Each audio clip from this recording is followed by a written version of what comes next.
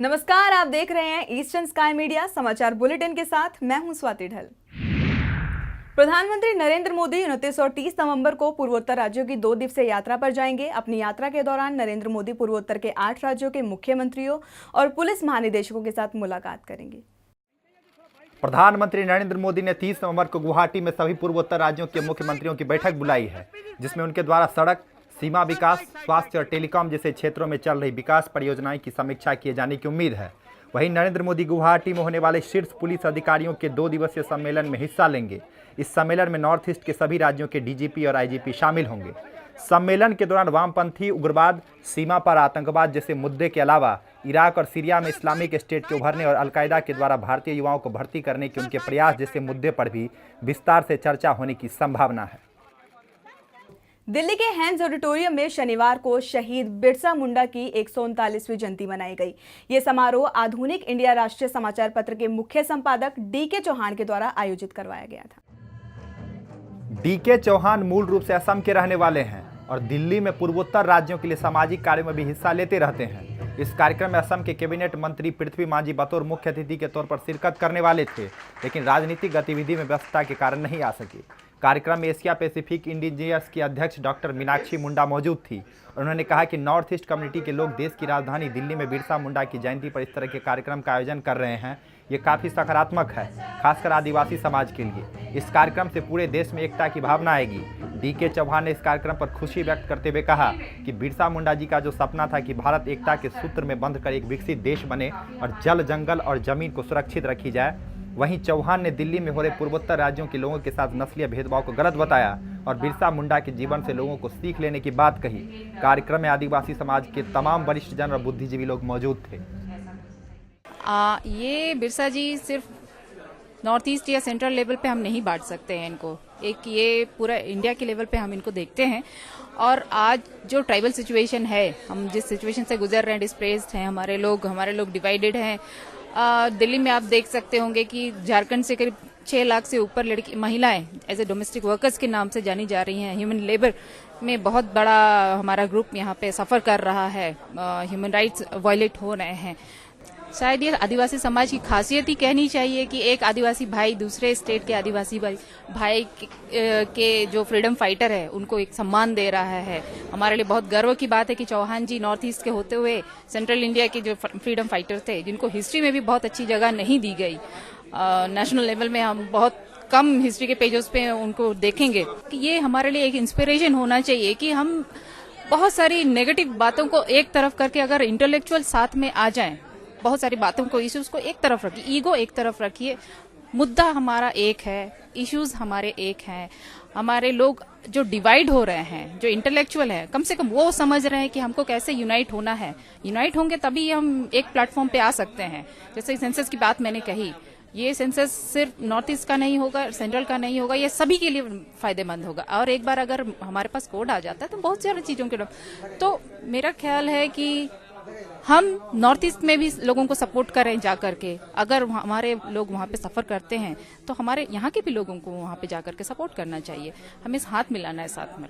नहीं, north east zone में तो ट्राइबल ग्रुप है, बिखरे हुए हैं, उन लोग को भी बहुत प्रॉब्लम है। उन लोग को कभी कभी प्रोग्राम दिल्ली में जंतर मंतर में जो प्रोग्राम होता है, मैं उसके बारे में मुझे जानकारी है, तो मुझे लगा है जो उनको जो चाहत है, उनको जो डिमांड है, वो सरकार ठीक से नहीं देख रहा है। उनको डिमांड को जेन्युइन डिमांड है as per my opinion, and वो डिमांड के बारे में सरकार को ध्यान देना चाहिए। विशेष करके असम को गवर्नमेंट को इस बारे में सोचना चाहिए। उनको जो ट्राइबल ग्रुप जो है, रियली ट्राइबल है, उनको जो ट्राइबल का दर्जा अभी तक नहीं मिला असम में, तो इस बारे में मूवमेंट तो उन लोग कर रहे हैं, लेकिन इन द नेशनल लेवल में और सरकार लेवल में उसको कोई सुना नहीं कर रहा है। इसको सुनना चाहिए, इन डिमांड को जेन्युइन है, मैं तो उनको चाहता ये सुनना चाहिए और ये डिमांड को पूरा करना चाहिए। हम लोग को देखिए, जब बिरसा मुंडा जी का जो सपना है, उस सपना को हम लोग पूरा करने के लिए हम लोग दिल्ली में जितना भी आदिवासी लोग रह रहे हैं, उन लोग को हम एकत्रित करने का काम शुरू किए हैं। लास्ट ईयर हमने सिर्फ छोटे से लोग 40-50 लोगों से हमने शुरुआत किया और आज देखे आप लोगों ने जितना लोग तो, और नेक्स्ट बार हम लोग और भी इससे अच्छा करने का हम लोग का ये है। उनका जो सपना है 25 साल की उम्र में ही उन्होंने पूरा अंग्रेज को हिला दिया था। तो ऐसा भी हम भी चाहते हैं कि हमारा समाज बहुत पिछड़ा हुआ है अभी भी, सरकार चाहता है कि, और सरकार हमेशा दमन करना चाहता है हम लोग को। अरुणाचल प्रदेश के ईटानगर स्थित सिद्धार्था हॉल में शनिवार को बीजेपी ने अपने सदस्यता अभियान के तहत स्टेट लेवल वर्कशॉप का आयोजन किया। इस दौरान पार्टी ने ई सदस्यता, ऑनलाइन सदस्यता और मोबाइल कॉल सदस्यता सिस्टम को शुरू किया। अरुणाचल प्रदेश में बीजेपी के पार्टी इंचार्ज और लोकसभा सांसद रामेन डेका ने कहा कि पार्टी ने देश के विकास के लिए इस अभियान की शुरुआत की है और इसके लिए सभी राज्यों में जोर शोर से काम चल रहा है। वहीं अरुणाचल चीन सीमा मुद्दे पर केंद्रीय रक्षा मंत्री मनोहर पर्रिकर द्वारा दिए गए बयान पर रामेन डेका ने कहा कि रक्षा मंत्री द्वारा कोई ऐसी बयान नहीं दी गई है जो गलत हो। इस वर्कशॉप में राज्य में बीजेपी के सभी सदस्य और विधायक मौजूद थे। हमारा जितना डिस्ट्रिक्ट स्टेट का कमिटी है एग्जीक्यूटिव, वो आप लोग उस करिए, उसका गणित निकालिए कितना होने से 75,000 हो सकता है। हम गणित नहीं बताएगा, आप लोग निकालिए। फिर हमारा डिस्ट्रिक्ट प्रेसिडेंट है, डिस्ट्रिक्ट स्टेट एग्जीक्यूटिव है, वो आप लोग बैठिए, आप लोग अपना कितना कर सकते हैं। यहाँ का डिस्ट्रिक्ट एग्जीक्यूटिव में कितना है, 31 मेंबर्स है। इसलिए कि हम लोग सब मिलकर अगर करते हैं ना 75,000 members, target is not impossible. क्योंकि अभी बहुत इजी है, आप घर पे जाना नहीं है, सबको बोलना है कि इस मोबाइल नंबर पे मिस कॉल करिए और आप अपना एड्रेस दे दीजिए तो लोग आएगा। आज सबका पास मोबाइल है। स्टेट एग्जीक्यूटिव में हम लोग फॉर्मुलेट करेंगे कैसे हम लोग आगे बढ़ेंगे। एक वार जीतने के लिए आपका पास एक प्लान होना पड़ेगा।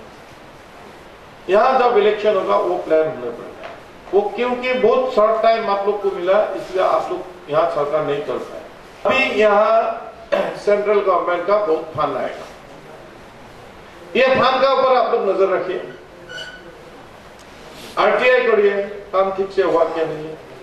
यहाँ कोई रुका हुआ तो प्रोजेक्ट आप हमको बताइए, हम सेंट्रल गवर्नमेंट को बताया उस काम को करना है। क्योंकि स्ट्रेटेजिकली ये जो अरुणाचल प्रदेश है स्ट्रेटेजिकली बहुत इंपॉर्टेंट। जम्मू कश्मीर के माछिल फर्जी मुठभेड़ मामले में सेना के 5 कर्मियों को सजा सुनाए जाने का स्वागत करते हुए पूर्व केंद्रीय गृह मंत्री पी चिदम्बरम ने अफस्पा को खत्म करने की वकालत की है। सभ्य समाज में अफस्पा जैसे कानून की जगह नहीं है, यह बात चिदम्बरम का कहना है। चिदम्बरम ने कहा कि वर्तमान में इस कानून का गलत इस्तेमाल किया जा रहा है, इसलिए इसे खत्म कर देना चाहिए। वहीं चिदम्बरम की मांग के बाद मणिपुर में भी अफस्पा को हटाए जाने की एक उम्मीद जगी है। गौरतलब है कि सामाजिक कार्यकर्ता इरोम शर्मिला पिछले 14 सालों से अफस्पा के खिलाफ लड़ रही हैं। अफस्पा को खत्म करने के सिलसिले में इरोम ने पिछले दिनों केंद्रीय गृह राज्य मंत्री किरण रिजिजू से मिलने की इच्छा भी जाहिर की थी। त्रिपुरा के पर्यटन मंत्री रतन भौमिक ने बांग्लादेश सरकार द्वारा वहां शरण लेकर रह रहे भारतीय उग्रवादियों के खिलाफ कड़ी कार्रवाई करने के फैसले की प्रशंसा की है। अगरतला में 4 दिनों तक चलने वाले टूरिज्म रोड शो के उद्घाटन के मौके पर उन्होंने बांग्लादेश सरकार का धन्यवाद किया। उन्होंने कहा कि सरकार के इस फैसले से दोनों देशों के बीच संबंधों में सुधार होगा। आपको बता दें कि अक्सर ये आरोप लगता रहा है कि बांग्लादेश भारतीय आतंकवादियों को पनाह देता है, जिसके साय में आतंकी बाहर से ही भारत में हमले करवाते हैं। रतन भौमिक के मुताबिक इसकी वजह से भारत और बांग्लादेश के रिश्तों में हमेशा खटास बनी रहती है, लेकिन अब ऐसा नहीं है। वही उन्होंने कहा, दोनों देश आतंकवाद के खिलाफ है, इसलिए अब साथ चलने का वक्त आ गया है। रतन ने पर्यटन के क्षेत्र में बांग्लादेश को साथ काम करने का न्योता देते हुए कहा कि इससे दोनों देशों का विकास संभव है। आपको बता दें कि भारत और बांग्लादेश में पर्यटन को बढ़ावा देने के मकसद से टूरिज्म रोड शो का आयोजन किया गया है, जिसे Bangladesh foundation for tourism development, Bangladesh inbound tour operators association, Tripura tourism development के द्वारा संयुक्त रूप से आयोजित करवाया गया है।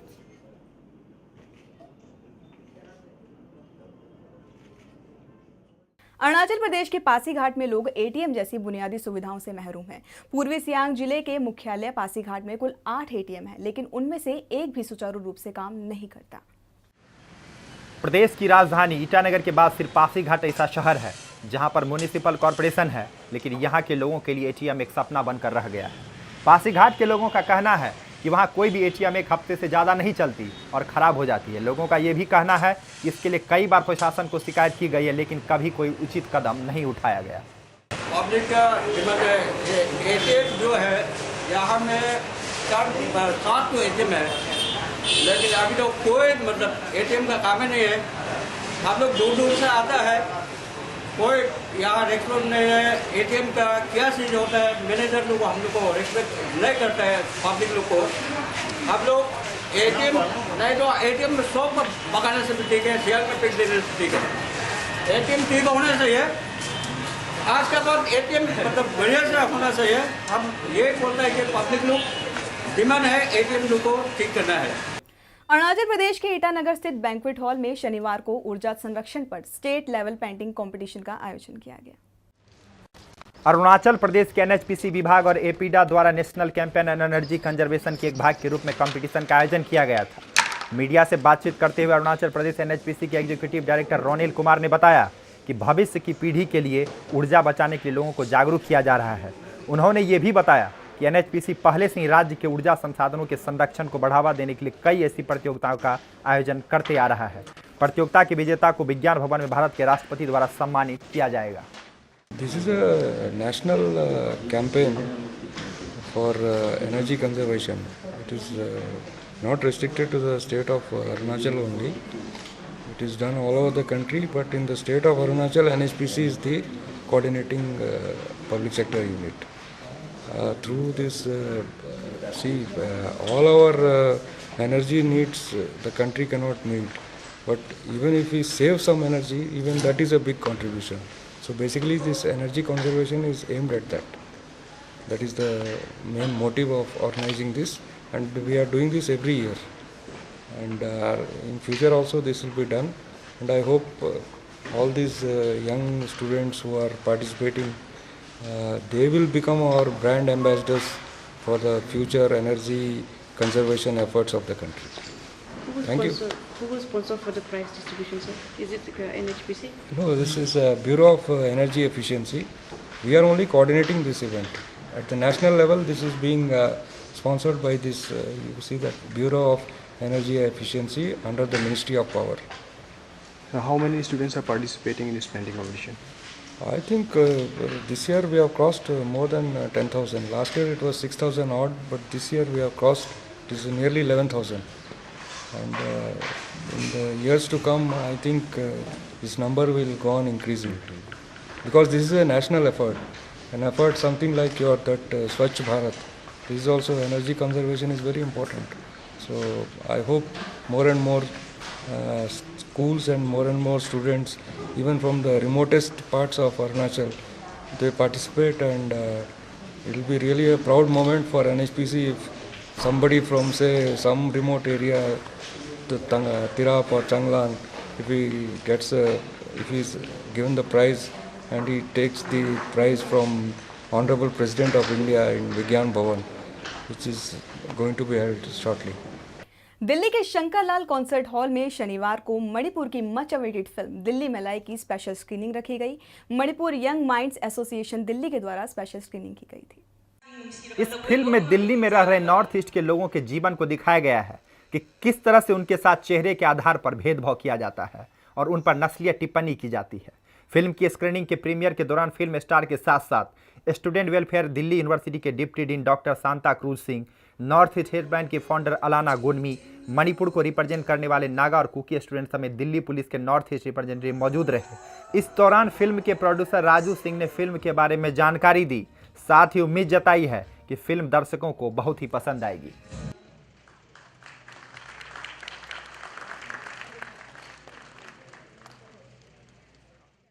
मेन क्या होता है कि मैं एक्चुअल में 22 ईयर्स से दिल्ली में हूँ और लगभग 10 ईयर्स से नॉर्थ ईस्ट का जो इशू है, नॉर्थ ईस्ट का जितने भी क्राइम हो रहा है या जो नॉर्थ ईस्ट का सिस्टर के साथ जो प्रॉब्लम हो रहा है उस पर हम लोग वर्क कर रहा। तो जितने भी हम लोग जैसे काउंसलिंग वगैरह करता है या कुछ करता है तो पूरा मैसेज दे नहीं पा रहा। और दिल्ली का जो पुलिस वगैरह के साथ हम लोग मतलब स्ट्राइक करता है या कुछ भी करता है तो इतना ज़्यादा ये प्रॉब्लम को हम लोग सॉल्व नहीं कर पा रहा है। तो ये मेरा भाई है, तो इसने ये जो स्क्रिप्ट जो लिखा है दिल्ली मेलाई, तो दिल्ली मेलाई को पढ़ने के बाद पे ऐसे लगा है कि हम लोग ने जितने भी काउंसलिंग किया है तो ये पिक्चर को हम रिलीज़ करके पब्लिक को दिखाएगा तो थोड़ा सा ये समझ में आएगा कि हम लोग को क्या करना चाहिए। क्योंकि प्रॉब्लम जितना मर्जी हम लोग कोशिश कर रहा है, गवर्नमेंट जितना बड़ा बड़ा एक लॉन्च करने के बाद भी, दिल्ली पुलिस बहुत बड़ा बड़ा काम करने के बाद भी, NGOs, स्टूडेंट यूनियंस या एसोसिएशंस वगैरह काम करने के बावजूद भी हम लोग क्राइम को रुक नहीं पा रहा है। तो हम अपने आप को किस तरह से सेव किया जाए, है ना। तो इस और सेकंड क्या होता है कि जो अपना गार्जियंस है, गार्जियंस को भी हम एक मैसेज देना चाहता है कि माँ बाप बच्चे को इधर भेजने के बाद में ये उनका रेस्पॉन्सिबिलिटी ख़त्म नहीं होता है कि बच्चे क्या कर रहा है, क्या नहीं कर रहा है, कहाँ जा रहा है, कब लौट के आ रहा है, कॉलेज पे मतलब स्टडी कर रहा है, नहीं कर रहा है, किसके साथ रह रहा है। तो ये सब जो है, ये पिक्चर देखने के बाद पे माँ बाप को भी एक मैसेज जाएगा कि हाँ, हमको हर टाइम बच्चे को कॉल करके या हॉस्टल पे भी रह रहा है तो वार्डन के साथ टाई अप करके बच्चे का मतलब जो भी कर रहा है वो थोड़ा सा देखेगा। तो और जैसे कि हमारा जो ड्रेस वगैरह है, जो ड्रेस में हम लोग कहेगा तो जो लेडीज़ लोग हैं वो हम लोग के ऊपर बहुत ज़्यादा गुस्सा करता है। हम ये नहीं कह रहा है कि ड्रेस ना पहनो, ड्रेस मतलब छोटा ड्रेस पहन के जाना ये सही नहीं है, वो नहीं है, ड्रेस पहनना चाहिए लेकिन टाइम देख के, है ना। तो थोड़ा सा इन सब को और हम अपने आप को किस तरह से सेव करेगा वो हम उसका मैसेज देना चाहता हूँ। वो मैसेज ठीक तरीके से समझ लिया तो मेरे ख्याल से जो क्राइम जो हो रहा है उस पर हम अपने आप को थोड़ा सा सेव कर सकता है। ज़्यादातर हमारा जो नोटिस जो लगाया हुआ है, तो अपना जो पेरेंट्स है वो बहुत उनकी बच्चे को दिल्ली में जाके, मेट्रोपॉलिटन सिटी है, सबसे टॉप जगह है, वहाँ पे पढ़ाई करे, बच्चे को फ्यूचर अच्छा हो जाए, ये सोच के हर माँ बाप दिल्ली में भेजते हैं। तो यहाँ पे आके माहौल ही कुछ अलग हो जाता है। वहाँ पे एक डिसिप्लिन है, यहाँ पे कुछ और डिसिप्लिन है। सारे बच्चे ऐसा नहीं है कि डिसिप्लिन से ये यहाँ पे ख़राब हो गया, ऐसी बनी है। कोई बच्चे यहाँ पे, कोई ना कोई बच्चे यहाँ पे थोड़ा बहुत जो सोच के आया, जो घर से जो सोच के आया, जो माँ बाप ने उसको जो उम्मीद से जो यहाँ पे भेजा है, वो कहीं ना कहीं वो तो ट्रैक अलग जगह पे चले जाता है।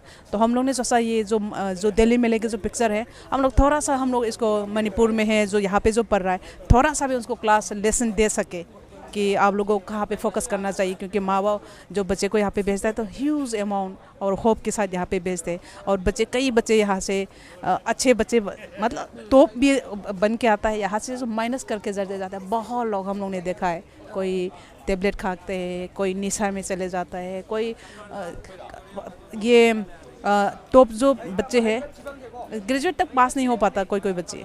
इस तरह हम लोग ने बहुत लोगों को देखा है। और यहाँ पे पढ़ाई करके माँ बाप से हम लोग ने झूठ बोल के दिल्ली में उन लोगों ने यहाँ पे रहा है, हम लोगों ने ये भी देखा है। तो हम लोग को थोड़ा सा दिल्ली में लई को हम लोग ने उन लोगों के थोड़ा छोटा सा एक पिक्चर के तौर पे हम लोग ने इसको लेसन दे सके, इसकी वजह से। I'm really happy to be a part of this movie, and this movie is especially related to the Northeast people who came from Manipur, who lives alone here. So in this movie we want to show all the teenagers who came from Manipur and misbehave here. That's the movie. Okay, this is a comment we have been facing since the day we update the team regarding this movie. But the thing is that we have a large future, and just we can bring all the scopes of what we want to make, what we have in our mind in a single movie. And this is just we are planning for a serial movies, and this time we are just putting the script on a particular scope. And in the next movie, we're trying to enlarge the movie. While Delhi Melee claims to be based on the true lives of Northeast people living in New Delhi, it ends up showing only one aspect. But this is indeed an important aspect, as the makers of this movie claim, because it makes the parents also accountable for what the children come and do in Delhi when they come for further studies. We do hope that the Delhi Melee team reaches out with the right and positive message, but does not further any stereotyping, which has been a bane for the Northeast community in New Delhi. With video journalist Binay Topov, this is Prashanti for Eastern Sky Media. खबरों के इस अंक में फिलहाल इतना ही।